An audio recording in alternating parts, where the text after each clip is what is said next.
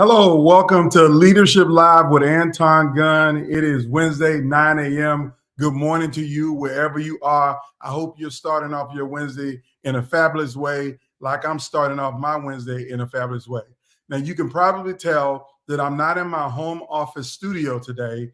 I am actually on location in my hometown of Virginia Beach, Virginia, at my mom's house. So that's where I'm sitting right now doing this session from my mom's house. And I'm here for a very special occasion that I will tell you about next week. But right now, I want to talk about something that I think is incredibly important and something that I know everybody is dealing with in real time. It's something that I have even dealt with just this week, and that is dealing with difficult people in the workplace. Now, when I mean difficult people, I'm not just talking about a person who may be having a challenge that day, but I'm talking about that person who is one of the most disruptive people that you could ever work with on a team. I mean, that they don't really have any level of emotional intelligence about their behavior in the workplace. So maybe they're a constant complainer, or maybe they turn every molehill into a mountain, or maybe they're just cranky and obstinate and they like to just disrupt. Like they love chaos, they thrive around chaos. I want to talk to you today about a 7-step strategy to deal with those types of people. And the reason why you need this strategy, because I want you to know that when you have a disruptive person, if you're a leader particularly and you're in a position of power, when you have that disruptive person, the first thing you want to do is just find a way to fire them. You want to get rid of them. You want to say, how can I just terminate them right now for being a disruptive person? But I will tell you, you can't always just terminate them, because that might create more problems, particularly if there is no clear policy or framework around how long they have been disruptive, what they have been disruptive at, how it is impacting everything else. If you don't have a long paper trail to talk about and manage the disruption, you just trying to terminate somebody for being a disruptive person is going to be a massive mistake. It's probably going to get you in more trouble than it will get them in trouble for being disruptive. So that's why it's important that you need to have a plan. I also believe that just because somebody is disruptive doesn't necessarily mean that they're not worthy and they don't add value to you or the organization. They might have a behavioral problem, but they might be an incredibly competent person. They might have incredible institutional knowledge. They might be a value add because of their skill set. Now, I know some of y'all are sitting out there saying, well, Anton, I don't care how valuable their skill set is. If they are an a-hole, I don't want them around me and on the team. I totally get that. I totally understand that. And trust me, I've been in that situation more times than you can count, of dealing with somebody who is just an awful human being with low emotional intelligence for how they show up in the workplace. That they come in the door with a chip on their shoulder, or an axe to grind, or just something to complain about, or maybe they just don't know how to keep their mouth closed at the wrong time and keep their mouth closed at the right time. They're troublemakers, and we all have them in our organization. So I want to give you a 7-step framework for dealing with difficult people at work. Now, when I say dealing with them, I want you to get a win out of this. I want to see if you can turn this situation around. And if you can't turn this situation around, I want you to know that there's another pathway in order for you to be able to manage this. Now, for me to give you this story, or when I say story, for me to talk to you about this 7-step strategy, I was trying to think of a good analogy. And when I mean a good analogy, I was trying to think of a way to make this relatable to everybody, just so you can get it. And of course, me being the music lover that I am and loving hip hop the way that I do, and all music in general, I was trying to think of a musical analogy for how you deal with this disruption. Well, I will tell you the best way for me to explain this to you is how some of those old R&B, rock and roll, legendary groups have been, where you might have a team that has come together to create beautiful music. They've created a beautiful song or a beautiful album, and then they get some kind of fame and celebrity attached to that album. And then one member of the group believes that they are a diva, that they are the most important person in the group, and the group would not make it without them.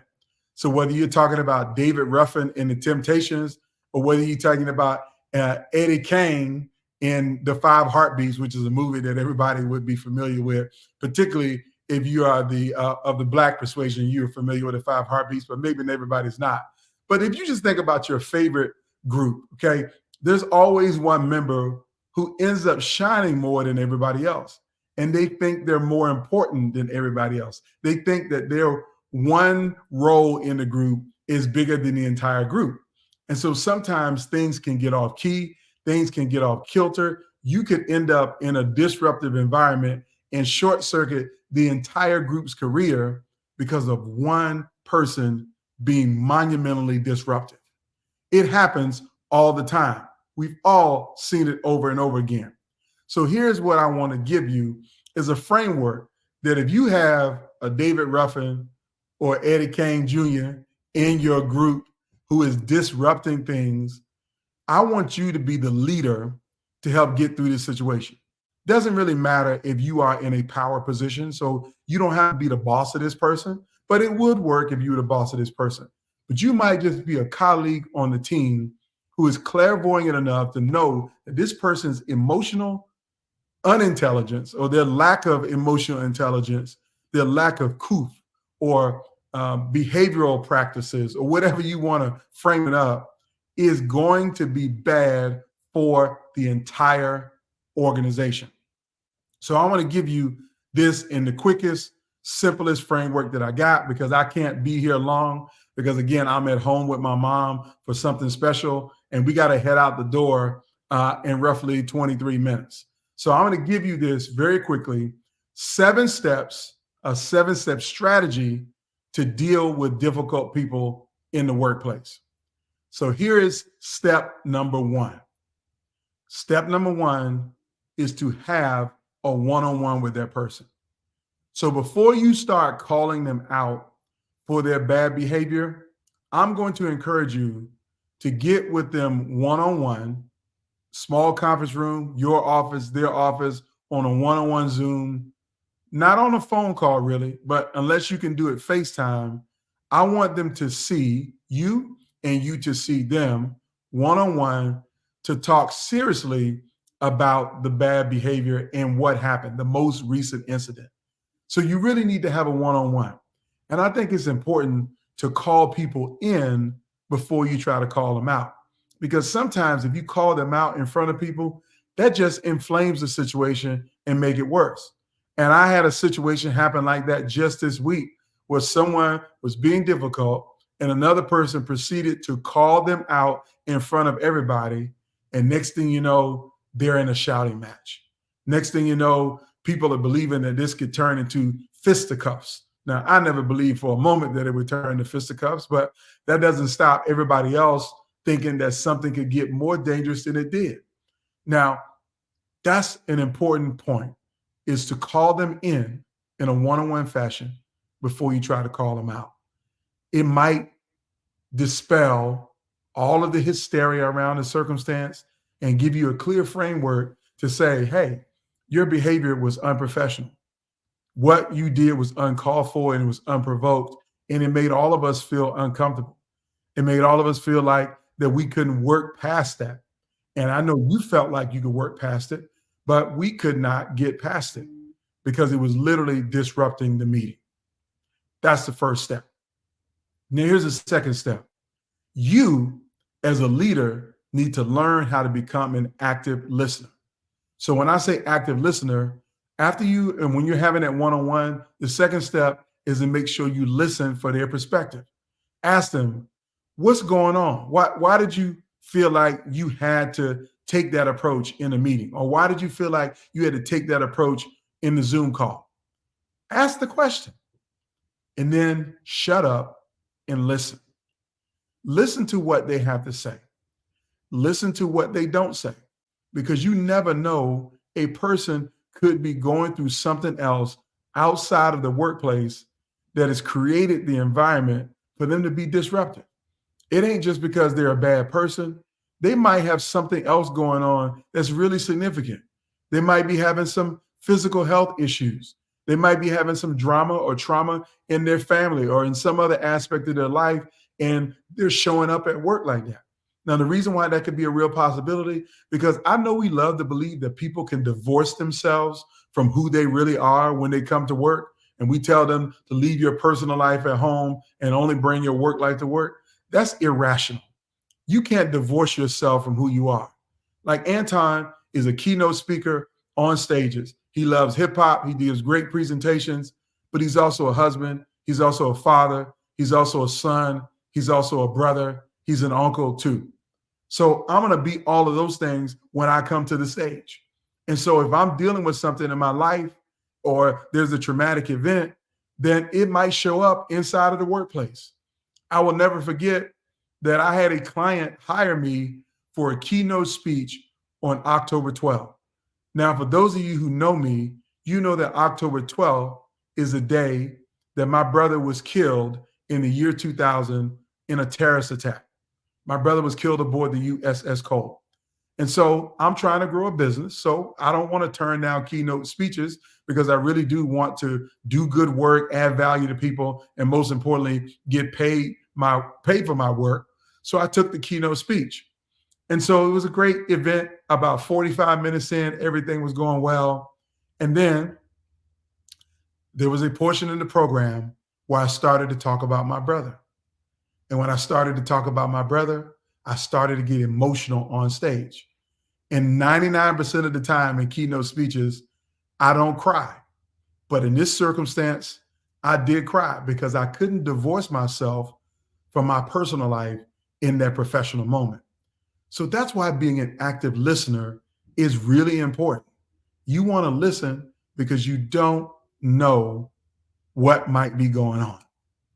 So the step 2 is to be an active listener.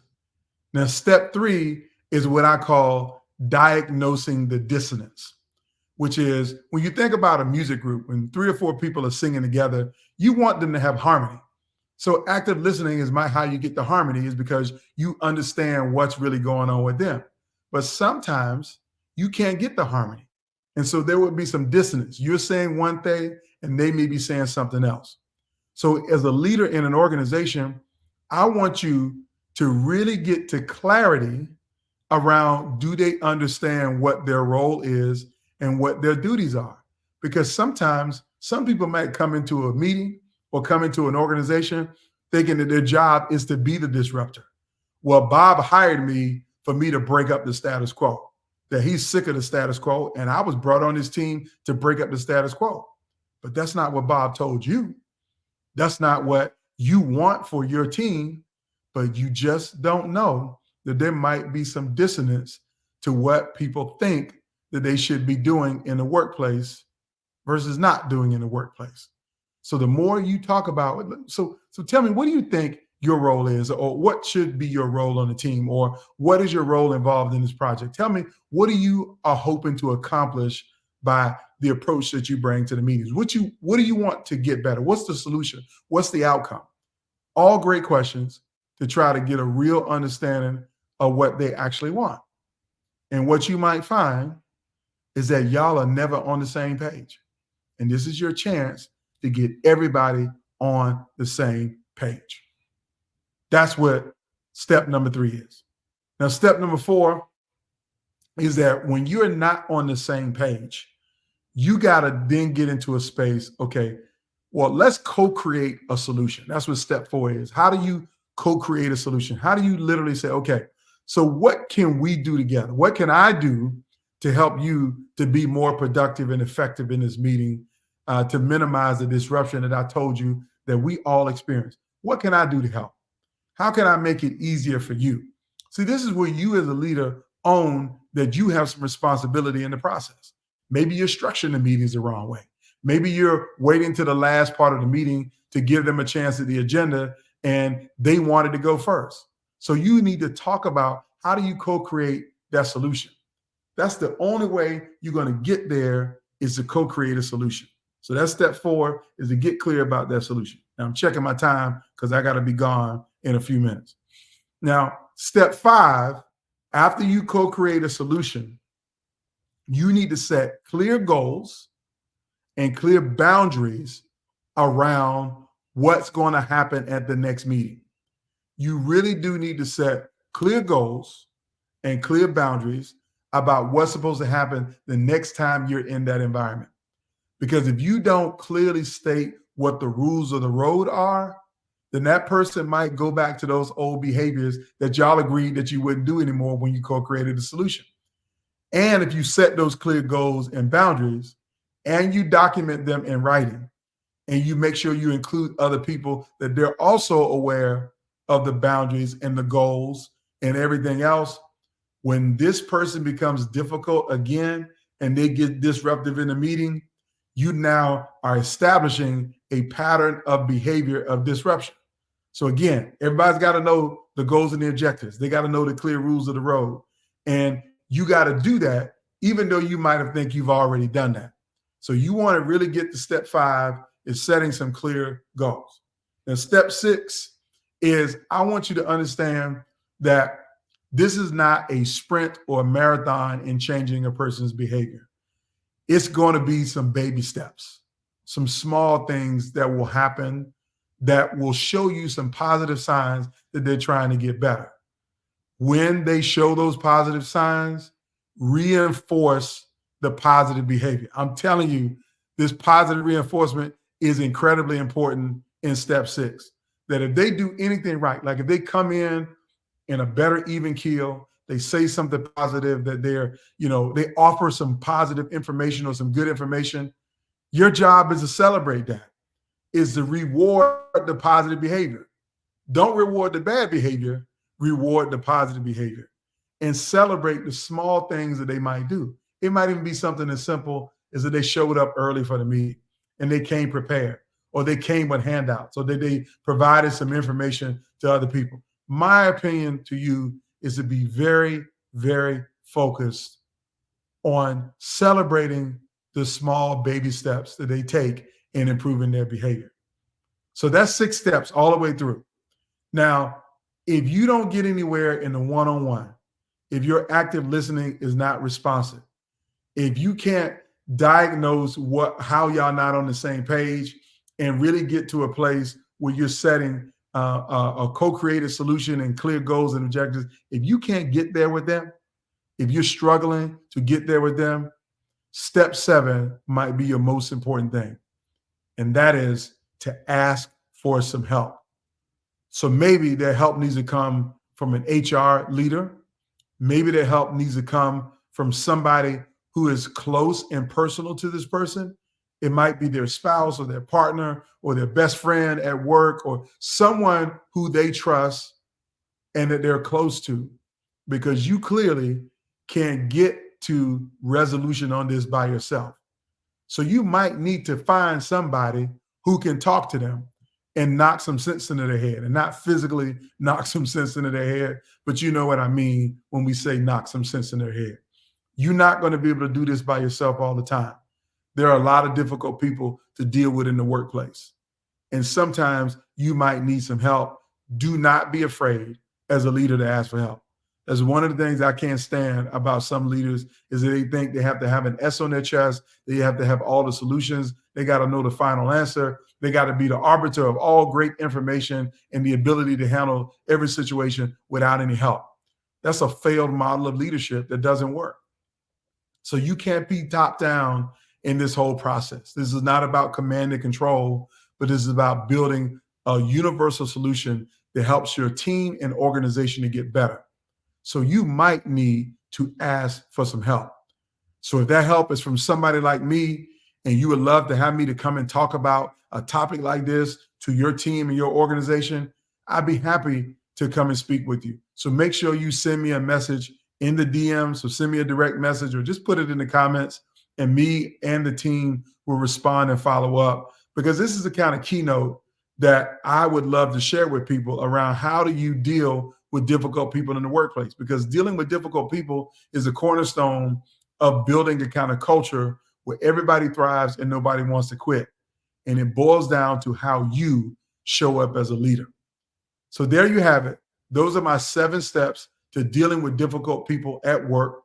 Now, if you want to read more about this, you can go to my blog at antongunn.com/blog. And the latest article this week will show you right at the top of how do you deal with difficult people. And I tried to write it in the theme of using a musical context on how you build a good chorus or good symphony or good choir group or good rock and roll or good R&B group. Hip hop groups don't have that kind of cognitive dissonance unless you're the Wu-Tang Clan and Public Enemy, because they both had disruptive members. But those disruptive members were beloved, but we know that they had an impact on the culture of the group. And for the Wu-Tang Clan, that was Old Dirty Bastard. May God rest his soul. He was incredibly disruptive to the group at a lot of times, but they love him nonetheless. And I think that they worked through some things to help him to stay a part of the group. And that's why they never broke up, even though they did all make separate music, but they always stayed together. The second group is my favorite hip hop group of all time, and that's Public Enemy. And everybody and their mama knows that Flavor Flav was a disruption at times, but we also know that Professor Griff was a disruption at times. And so these 7 steps would have been a great framework for everybody to deal with when you got a disruptive member of your group. So number 1 is to have a one-on-one with that person, to call them in before you call them out. Number 2 is to be an active listener, to understand what's really going on with them. Because if you're not an active listener, you can't really understand what somebody might be experiencing in real time. Step number 3 is to diagnose how y'all not on the same page, that you can't get on the same page unless you talk about how you're not on the same page. So that's the 3rd step. Step number 4 is you got to co-create a new pathway forward. So when I say co-create, this is not top-down leadership. It really is about how do we come up with a solution that puts us all on the same sheet of music. Number 5 is you got to set some goals and objectives to make sure everybody's clear on the goals and the objectives and the expectations of how things need to be going forward. And number 6, when they do something good, when they do something right, when they're not disruptive, you need to celebrate that behavior, even if it's the small steps. And number 7, don't be afraid to ask for help. So I hope this session has been valuable to you. I hope you've learned something here today that you can take with you. I hope it adds value to you and your team and your organization and any organization that you're a part of. Side note, my mom was just telling me about an organization that she's involved with that's all volunteer. And it's a volunteer organization with lots of women. And there's some people who have been disruptive. And so this 7-step framework can work even in volunteer service organizations or organizations that you choose to participate in, where you don't have the power and authority to just fire people, that the only way they get fired is that they fire themselves or they break the law in some way, shape, or form. So I hope this is helpful to you. Hope you have a fantastic day, and I'll see you next Wednesday, 9 a.m. for Leadership Live with Anton Gunn. Everybody have a fantastic day. Take care.